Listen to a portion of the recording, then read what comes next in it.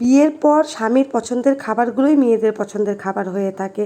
খুব একটা পছন্দ করতাম না বিয়ের আগে খাসির মাংস, কিন্তু এখন আমার খুব পছন্দের খাবার। তো হ্যালো এভরিওয়ান, ওয়েলকাম নতুন ব্লগে, সবাইকে জানাচ্ছি নমস্কার। তো আজকে ব্লগটা সকাল সকাল স্টার্ট করছি। তো আজকে আমার নাস্তাতে থাকবে হচ্ছে গরম গরম লুচি আর কন্ডেন্স মিল্ক দিয়ে আমি দুধ চা করে নেব। যতই গরম হোক না কেন, গরমে যদি আমার গায়ে ফোসা পড়ে কিন্তু আমার মুখে ফোসা পড়বে না। মানে আমার সকাল বিকাল এক কাপ কড়া দুধ চা চাই। খুব পছন্দ করি চা খেতে, ছোট থেকে এটা অভ্যাস। না খেলে কেমন জানি মাথা ধরে, ভালো লাগে না। আর এদিকে দেখো কত সুন্দর ফুলকো ফুলকো লুচি ভেজে নিচ্ছি। আচ্ছা, তোমার বাড়িতে যদি মা, বোন কিংবা তোমার বউ মানে তোমার ওয়াইফ যদি কখনো এরকম ফুলকো ফুলকো লুচি ভেজে দিই, তোমার কি মনটা খুশি লাগবে না বলো? আমার মনে হয় এরকম যদি কাউকে লুচি ভেজে খেতে দেয়া হয় তারা অবশ্যই খুশি হবে। কিন্তু আমার পরিবারে পুরোটাই উল্টো। আমার হাজবেন্ড তো এগুলো দেখলে একদম খুশি হয় না, সাথে সাথে আমার মেয়েটাও তেমনই। মানে ওরা কেমন জানি একদমই এসব পছন্দ করে না। আর আমার হাজবেন্ড তো চাও পছন্দ করে না। তো এই জন্য কী করব, আমি নিজেই পছন্দের খাবারগুলো নিজেই বানিয়ে খাই। তো যাই হোক, সুন্দর করে খেয়ে নিলাম একদম কালো মিষ্টি দিয়ে। আর আজকে দুপুরে রান্না হবে আমার হাজবেন্ডের পছন্দের খাসির মাংস। সে ভীষণ পছন্দ করে খাসির মাংস খেতে। তো বিয়ের আগে খুব একটা খাসির মাংস পছন্দ করতাম না, মুরগিটাই বেশি পছন্দ করতাম।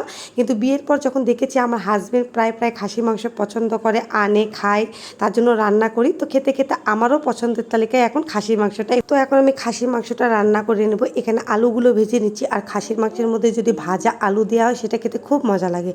আর এখানে শুকনা লঙ্কা দিয়েছি, রসুন থেতো করে দিয়েছি, গরম মশলা দিয়েছি, 4টা রসুন দিয়েছি বড় বড়।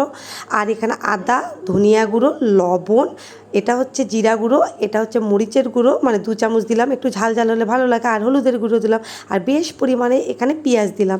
আর এখানে কিন্তু আলু ভাজা হচ্ছে, একটু লাল হয়ে গেলে এটা নামিয়ে নেব। তো এই যে দেখো নামিয়ে নিয়েছি। এখন সবগুলো মশলা দিয়ে এটাকে একটু মাখিয়ে নেব। তো মাখতে তো অনেকই ভালো লাগে, কিন্তু এই গরমের দিন যদি এই ঝালগুলো আমি মাখি, পুরো মুখ চোখ জ্বালা করবে, হাতও জ্বালা করবে। এই জন্য কোনো রকম একটু মাখিয়ে নিলাম। এরপরে যে আলু ভাজা তেলটা ছিল সেটাতেই আমি মাংসগুলো দিয়ে একটু নাড়াচাড়া করে আস্তে আস্তে করে কষিয়ে নেব। তো আমি একদম কষাতে অর্ধেকটা সিদ্ধ করে নেব। তো দেখো কত সুন্দর লাগছে। তো আস্তে আস্তে নাড়াচাড়া করছিলাম আর একটু পরপর ঢাকনা দিয়ে ঢেকে রাখছিলাম।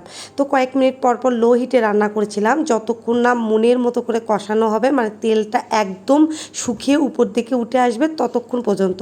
আর এই যে দেখো শুকনো লঙ্কাটা, অবশ্যই তোমরা খাসির মাংসতে শুকনো লঙ্কা দিবে, এটাতে একটা অন্যরকম ফ্লেভার আর টেস্ট পাওয়া যায়। তো দেখো কষানো তো হয়ে গিয়েছে, এখন ভাজা আলুটা দিয়ে দিলাম। আর এই আলুগুলো আগে দিলে গলে যায়, এই জন্য ঠিক কষানোর শেষ মুহূর্তে এটা দিতে হবে।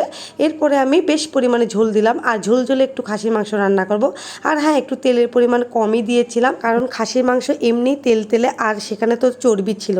আর এদিকে দেখো আমি রান্না করতে একটু দেখছিলাম আমার দুষ্টু ছেলেটা কি করেছিল। পুরো বাসা জুড়ে সে আর আমি, আর কেউ নেই। ভীষণ মন খারাপ আমার ছেলেটা, এটা নিয়ে খেলে, এই দুষ্টামি করে, একবার টিভি দেখে। তো আমি ওকে টিভি মোবাইল থেকে দূরে রাখি। ও যত সম্ভব চেষ্টা করি ও যেন খেলনা দিয়ে খেলে, আমার পাশেও খেলাধুলা করে। এভাবেই কাটছে আমার দুষ্টু ছেলেটার জীবন একা একা। এই জন্য সে খুব একটা মানে কথাও বলতে পারে না। মানে ওর বয়সে বাচ্চারা কত কথা বলে, কারণ তারা বিভিন্ন জায়গায় চলাফেরা করে, মেলামেশা করে। কিন্তু যেহেতু আমার ছেলেটা একা থাকে, এই জন্য খুব একটা কথাও বলতে পারে না। আর এদিকে দেখো হচ্ছে বাইরে একটু বেলকুনিতে গেলাম, এত পরিমাণ রোদ ছিল, মানে কি বলবো, বাইরের জীবনটা আসলেই অনেক কষ্টে। অনেক ভালো আছি, বাসায় থাকছি, কষ্ট করছি, তবু অনেক ভালো। রোদ থেকে তো দূরে আছি, তাই না? মানুষ কত কষ্ট করে আর কি বাইরে চলাফেরা করছে, যারা চাকরি করে, মানে কাজকর্মে আর কি বাইরের জীবনযাপন করে। 41-42 ডিগ্রি তাপমাত্রায় তাদের জীবনটা আসলেই অনেক কষ্টের। আর আমরা যতই রান্না করি না কেন, যতই কষ্ট করি না কেন, তবু তো বাসার ভিতর থাকি, তাই না? তাই আমাদের জীবনটা হাজার কষ্টের হলে অনেক ভালো আছি আমরা।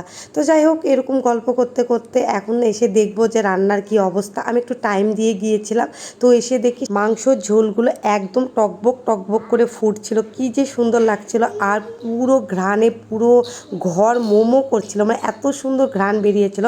তো অবশেষে গরম মশলা দিয়ে একটু ঝোল করে নামিয়ে নিলাম। তো এখন এই যে তোমরাই দেখো কত সুন্দর লাগছে।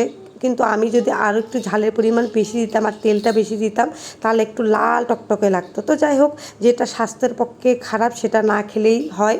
আর এদিকে একটু করলা ভাজি করে নেব। করলা আর আলুটাকে আমি চিকন চিকন ঝুরি করে নিয়েছি। আর করলা কাটতে অনেক কষ্ট হয়েছিল, কারণ এত পরিমাণ বীজ ছিল মানে করলার ভিতরে, সেগুলো বেছে বেছে ফেলে দিতে হয়েছে। সেগুলো কেন জানি খাওয়ার সময় দাঁতে পড়লে একদম ভালো লাগে না। তো যখন অর্ধেক ভাজা হয়ে গিয়েছে তখন আমি পেঁয়াজ অ্যাড করেছি। আর পেঁয়াজ, আলু, করলা এইভাবে ভেজে আমার মনে হয় এটা দিয়ে অনেকগুলো ভাত খাওয়া যায়। তো যাই হোক, করলা ভাজিটাও হয়ে গেল।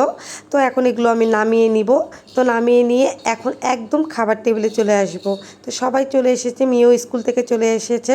আর খেতে খেতে কিন্তু এখন ঠিক 3:30টার মতো বাজে, কারণ মেয়ের স্কুলটা 3টা মানে 2:50-এ শেষ হয় স্কুল। আর আস্তে আস্তে ওই 3টা রেডি ফ্রেশ হয়ে হতে হতে খেতে খেতে 3:30টাই বেজে যায়। কেন জানি না একা একা খেতে ভালো লাগে না। এত ভালো ভালো খাবার, তোমার দাদার পছন্দের খাবার, তাকে রেখে কিভাবে খায় বলো? এজন্য যখন মেয়ে আর মেয়ের বাবা একসাথে আসে তখনই একসাথে খাওয়া হয়। আর মাঝে মাঝে এমনও দিন যায় যে আমি আবার আগেও খেয়ে নিই। যেহেতু আমি লুচি পুরি এগুলো খেয়ে থাকি, তো আমার ক্ষুধা লাগে, তো এই জন্য বেশি দেরি হলে আমি আগেই খেয়ে নিই। যদিও তোমার দাদাকে রেখে আমি একা খেয়ে নিই, সেটাও আবার হঠাৎ কোনো একদিন। তো দেখো, এখানে তো করলা ভাজি দিয়ে ভাত খেয়ে নিলাম। আর খাসির মাংসগুলো যে কি ভালো লাগছিল খেতে। আর খাসির মাংস আমার মনে হয় যেমন তেমন করে রান্না করলেও মনে হয় মজা লাগে। আর রসুনটা দেখছো এত পরিমাণ মানে সফট ছিল যে একটা টিপ দেওয়াতে কত সুন্দর করে বেরিয়ে আসলো। আর মাংসগুলো অনেক সিদ্ধ হয়েছিল।